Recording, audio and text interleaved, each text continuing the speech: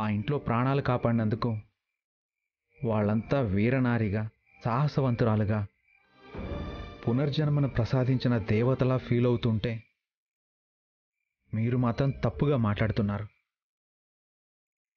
Sorry అమ్మా.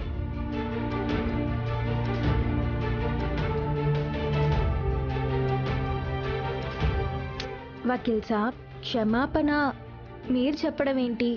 ఇవన్నీ మాకు మామూలే. మీరు బయలుదేరండి. సారీ పున్నమి. అరే బయలుదేరండి.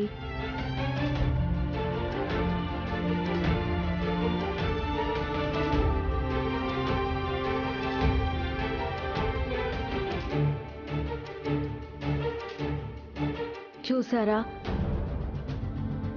తన తప్పు ఏం లేకపోయినా క్షమాపణలు కోరారు. ఎంత మంచి గుణం ఉంటే ఇలా ఉంటారు?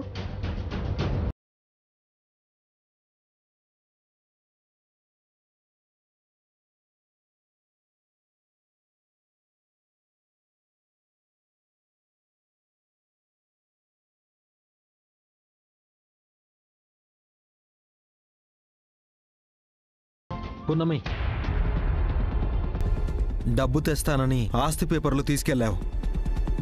అదే ఆస్తి పేపర్లతో ఇంటికి వస్తున్నావు. డబ్బు అడ్జస్ట్ అవ్వకపోతే చెప్పై పున్నమి. నా గురించి నువ్వు ఇలా రాత్రింబవళ్ళు తిరగడం నాకు ఇష్టం లేదు. బాబా, డబ్బు కావాలంటే ఇంట్లో కూర్చుంటే రాదు కదా. నా ప్రయత్నాలేవో నేను చేస్తున్నాను. పత్రాల్లో ఏవో పొరపాట్లు జరిగినాయి, అందుకే డబ్బు కుదరలేదు. రేపు ఎంఆర్ఓ గారిని కలుస్తాను, లేదంటే పోలీస్ స్టేషన్లో ఫిర్యాదు చేస్తాను.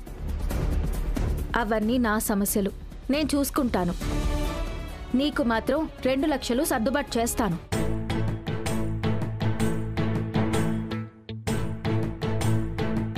అమ్మా పున్నమి, నీకెన్ని దెబ్బలు తగిలాయో. అమ్మా, చిన్న దెబ్బలే, నువ్వేం కంగారు పడకు. ఆకలి వస్తుంది, దా అన్నం పెడదు.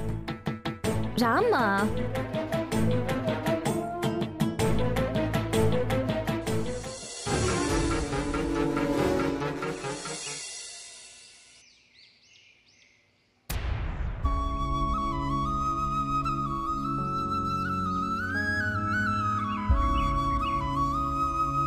ఈ రోజు నా జీవితంలో మర్చిపోలేని రోజు అవుతుంది. ఈ రాజ్మహల్కి పునర్వైభవం రాబోతుంది. రాజమాత, రాజమాత, రాజమాత, రాజమాత, రాజమాత. ఏమిటి పృథ్వీ, ఏమిటి ఇంత సంతోషంగా ఉన్నావు? చెప్తాను రాజమాత. దిక్కులు పెక్కటిల్లేలా చెప్పాలని ఉంది. అంత సంతోషంగా ఉంది.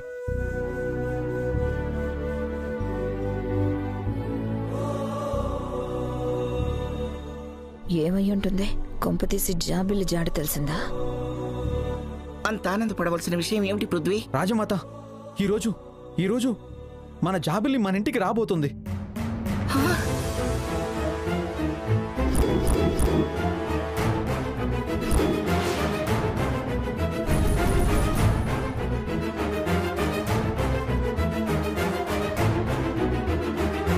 శివ, జాబిల్లి వస్తుందట. అవును రాజమాత.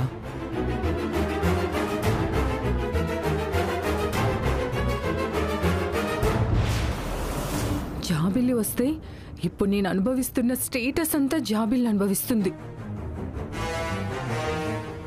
సింహాసనాన్ని జాబిల్లి సొంతం చేసుకుంటుంది. అక్కడి వరకైతే పర్వాలేదు. పృథ్వీ కూడా జాబిల్లి సొంతమైతే అమ్మో. ఎప్పుడు వస్తుంది పృథ్వీ? మరి జాబిల్లి వస్తుంటే అందరూ ఇలా ఉండిపోయారేమిటి?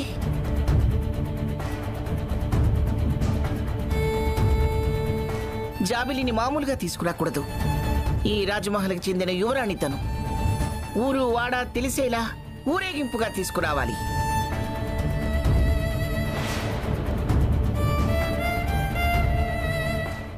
రాజమాత, అదంతా ఇప్పుడు కాదు. అలా చేయడానికి ఇంకా టైం ఉంది. ఇంకా ఎంత టైం ఉంది? ఇన్నేళ్లుగా కళ్ళు కాయలు కాసేలా ఎదురు చూస్తున్నాం. ఇంకా ఎంతకాలం ఎదురు చూడాలి? రాజమాత, ముందు మనం జాబిలిని గుర్తుపట్టాలి. ఆ తర్వాతే ఇంటికి తీసుకురావాలి. గుర్తుపట్టాలా? జాబిల్లి కార్తీక పున్నమి రోజున స్వస్తి శ్రీ చంద్రయాన శ్రీ కాలయుక్త నామ సంవత్సర కార్తీక శుద్ధ దశమి ఏకాదశి శుక్రవారం సూర్యోదయ జనకాల గడియలకు పూర్వభద్ర నక్షత్ర ద్వితీయ చరణయుక్తనందు జాబిలి జననం జరిగింది.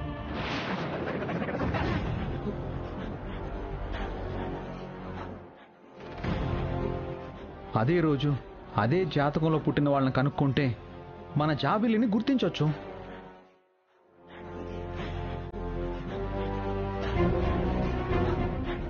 అదెలా కుదురుతుంది పృథ్వీ? కుదురుతుంది రాజమాత.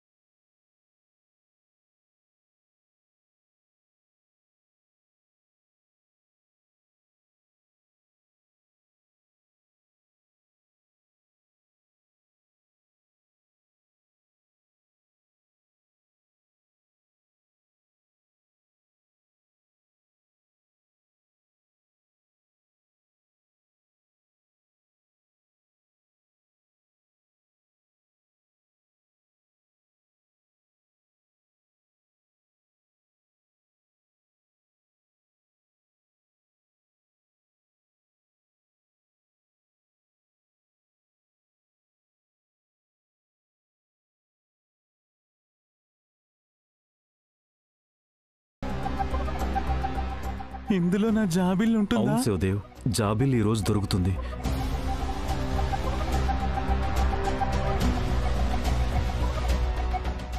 వీళ్లలో జాబిల్లి ఉందా?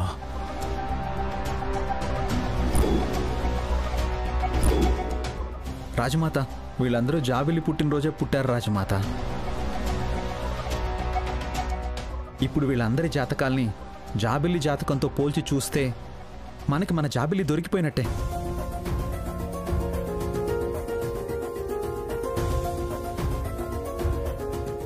నా జాబిల్లి. అవును శివదేవ్, జాబిలి దొరుకుతుంది. ఈ రోజు జాబిలి దొరుకుతుంది. దొరుకుతుందా? జాబిలిని గుర్తుపట్టాలంటే జాతకం సరిపోదు పృథ్వీ. హరి అంకవంశ రాజముద్ర జాబిలి అరచేతిలో ఉండాలి. అది నీకు తెలియదు. ఇక మొదలు పెడదామా? అలాగే స్వామీజీ.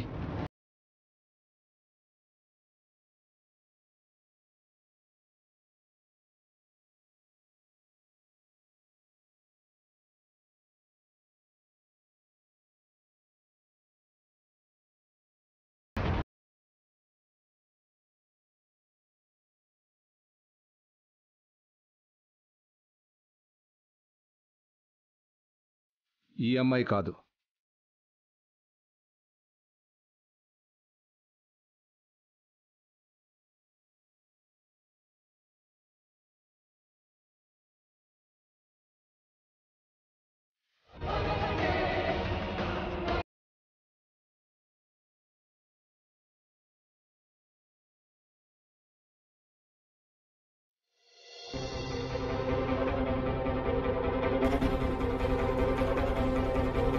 ఈ అమ్మాయిది కాదు.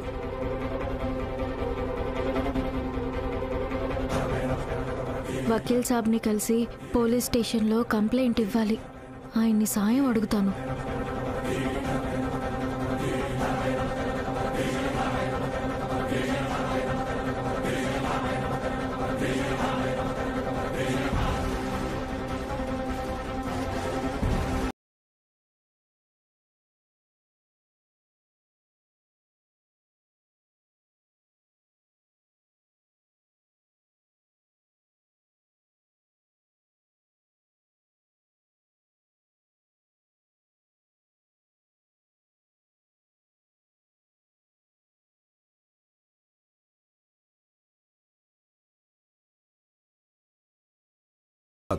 నువ్వు పో. నువ్వు రామ్మా.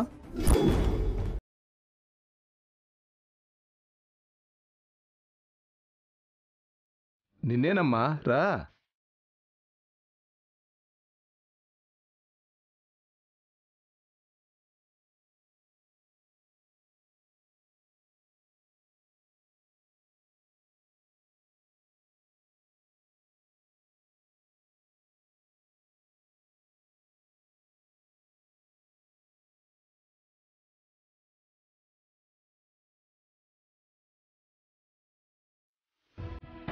చేయి చూపించమ్మా.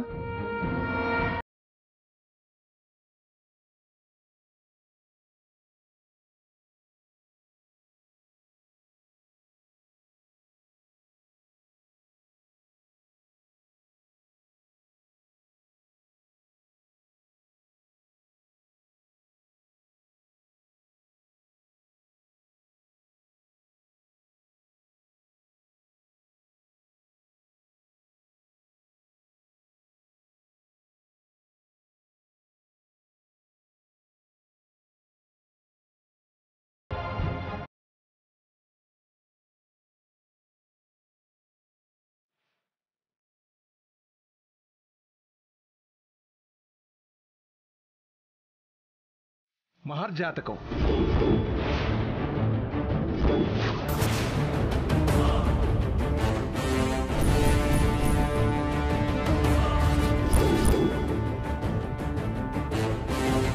హరియాంక వంశంలో పుట్టి చేజారిపోయిన జాబిల్లి ఎవరో కాదు, ఈ అమ్మాయి.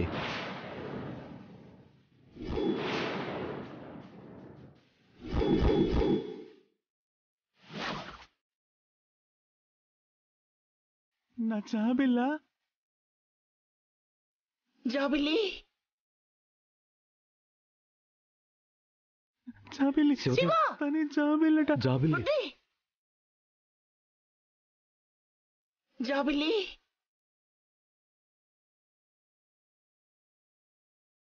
జాబిల్లి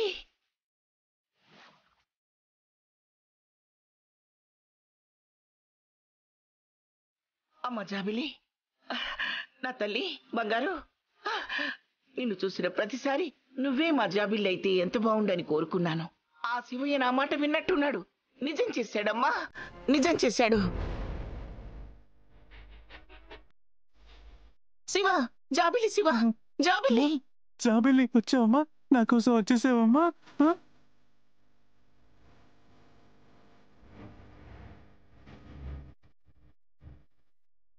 ఇన్నాళ్ళు ఏమైపోయావమ్మా? తప్పిపోయిన బిడ్డ కోసం తల్లి తప్పిస్తున్నట్టు కొన్నేళ్లుగా నేను తప్పిస్తున్నానమ్మా. ఎన్నాళ్ళుగా ఎదురు చూస్తున్నాను. నా జాబిల్లి వచ్చేసింది.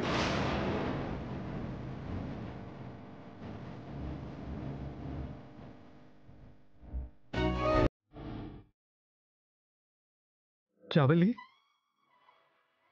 ఈ రాజ్మహల్లో నీ పేరు తలవని రోజు లేదు. నీ గురించి ఆలోచించని క్షణం లేదు. నీ గురించి ఎక్కడ వెతకాలి, ఎలా వెతకాలని తెలియక పిచ్చోడిని అయిపోయాను.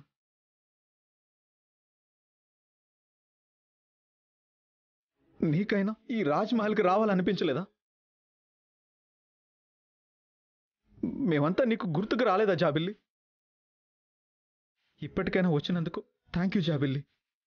జాబిల్లి, నీతో చాలా విషయాలు చెప్పుకోవాలి. రా రా, వెళ్దాం రా.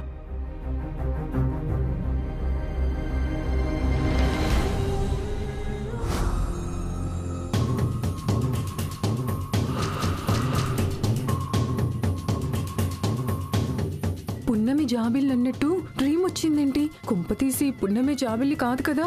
అదే జాబిల్లి అయితే ఈ చేతులతో చెప్పులు పట్టించామో అదే చేతులు కాళ్ళు పట్టాల్సి వస్తుందేమో. అయ్యో, ఈ అమ్మాయి కాదు.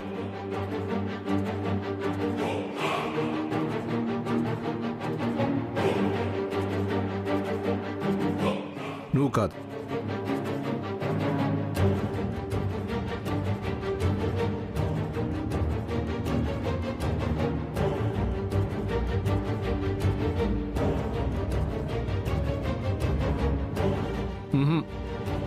ఈ అమ్మాయి కాదు.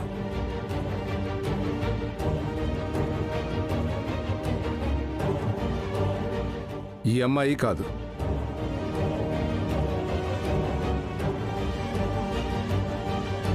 ఈ అమ్మాయి కూడా కాదా? మరి జాబిల్లి ఎక్కడా?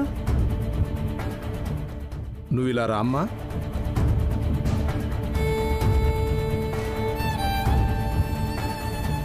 వెళ్ళు.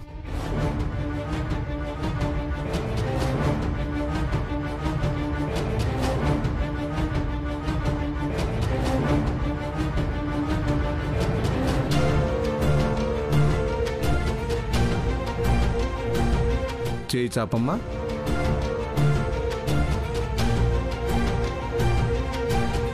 స్వామీజీ, ఆ అమ్మాయి మాకు తెలిసిన అమ్మాయి. తన జాతకం చూడనవసరం లేదు. సరే అమ్మా, ఈ 10 మందిలో అయితే జాబిల్లి లేదని నిరుత్సాహపడొద్దు. నేను అప్పుడు చెప్పాను, ఇప్పుడు చెప్తున్నాను. జాబిల్లి జాతకం ప్రకారం జాబిల్లి ప్రాణాలతోనే ఉంది.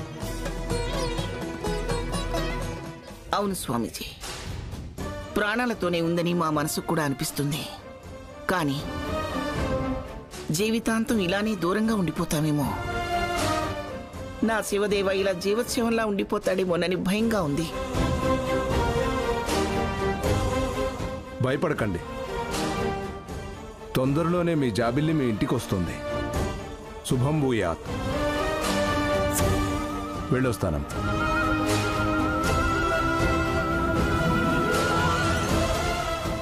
పృథ్వీ, శివదేవ్ బావగారి హెల్త్ గురించి నీకు తెలియంది కాదు. ఆయన ఇప్పటికే జాబిల్లి జాబిల్లి అని ఆరోగ్యం పాడు చేసుకున్నారు. ఇలాంటి ఆశలు రేపి ఆయన్ని ఇంకా మానసికంగా కృంగిపోయేలా చేయకు. అన్నీ సగం సగం పనులు ఎందుకు పృథ్వీ? అన్నీ సక్రమంగా అనిపిస్తేనే చెయ్యి, లేకపోతే వదిలేయి. అసలే లా చదువుకున్నావు, ఏ చిన్న పాయింట్ అయినా ఎలా వదిలేస్తావు పృథ్వీ? ఇది నీకు మామూలు విషయం అయి ఉండొచ్చు, కానీ ఈ రాజ్మహల్కి చాలా పెద్ద విషయం. అది మైండ్లో పెట్టుకుని ప్రయత్నించు. తేజ, శివదేవుని తీసుకెళ్ళు. రా శివదేవ్.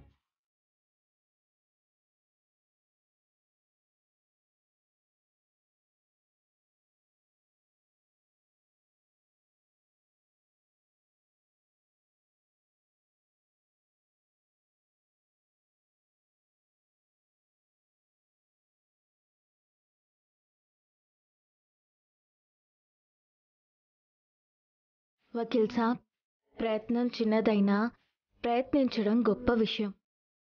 మీ వరకు మీరు గొప్పగా ప్రయత్నిస్తున్నారు. ఆ ప్రయత్నంలో గెలవలేదు కాబట్టి మీరు కుంగిపోవద్దు. మళ్ళీ ప్రయత్నించండి. జాబిల్లిని ఈ మహల్కి తీసుకొచ్చేంత ప్రేమ, బాధ్యత మీకు మాత్రమే ఉన్నాయి.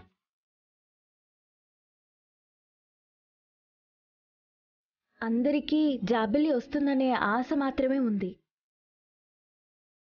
జాబిల్లి ఖచ్చితంగా వస్తుంది.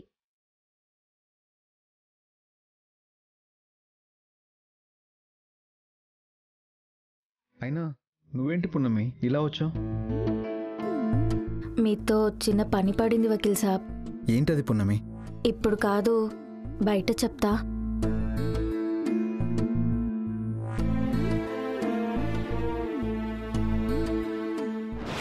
పృథ్వీ జాబిల్లి కోసం గట్టిగానే ప్రయత్నిస్తున్నాడు. ఒకవేళ జాబిల్లి దొరికిందంటే మనం రోడ్డున పడ్డం ఖాయం. అవును వైదిక, దానికి తోడు ఈ మధ్య పున్నమిని కూడా నెత్తిన పెట్టుకుని ఊరేగుతున్నాడు. అన్నయ్య కూడా పున్నమి పున్నమి అని పున్నమి నామాన్నే జపిస్తున్నాడు. జాబిల్లి దొరక్కపోతే ఈ పున్నమికే పట్టాభిషేకం కట్టేలా ఉన్నారు. అవును అగ్నిదేవ్, జాబిల్లి టాపిక్ డైవర్ట్ అయ్యేలా ఏదో ఒకటి చేయాలి. ఆ పున్నమి మీద కూడా కాన్సన్ట్రేట్ చేయాలి.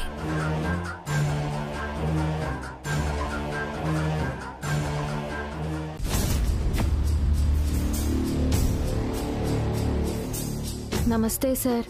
నమస్కారం. నా ఫిర్యాదు.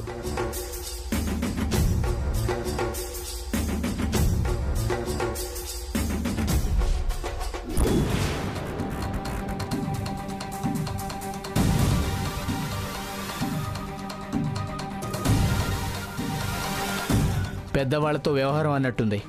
నువ్వు చూస్తే అమాయకురాల్లా ఉన్నావు. ఎవరో ఉసిగొలిపితే వచ్చినట్టున్నావు. ఎందుకమ్మాయి తిప్పలు నీకు? కేసు కోర్టుకెళ్ళిందంటే ఉన్నవన్నీ అమ్ముకున్నా నీకు న్యాయం జరగదు. న్యాయం చేయాల్సిన మీరే న్యాయం జరగదు అని చెప్తున్నారు. మిమ్మల్ని కూడా భయపెట్టేంత పెద్దవాళ్ళ సార్ వాళ్ళు? న్యాయం కోసం వచ్చేటప్పుడు ప్రతి వాళ్ళకే న్యాయం జరుగుతుంది, వాళ్లే కోర్టు కేసు గెలుస్తామనే ధీమాతో ఉంటారు. ఆఖరికి న్యాయం గెలవాలంటే నిజం ఒక్కటే సరిపోదని తెలుసుకుంటారు తప్ప అన్యాయం అయ్యే పోతారు. కంప్లైంట్ ఇవ్వగానే ఒక సిన్సియర్ పోలీస్ ఆఫీసర్గా అమాయకులకు న్యాయం చేస్తారు అనుకున్నాను. న్యాయాన్ని పోలీస్ స్టేషన్లోనే అన్యాయం చేస్తారనుకోలేదు.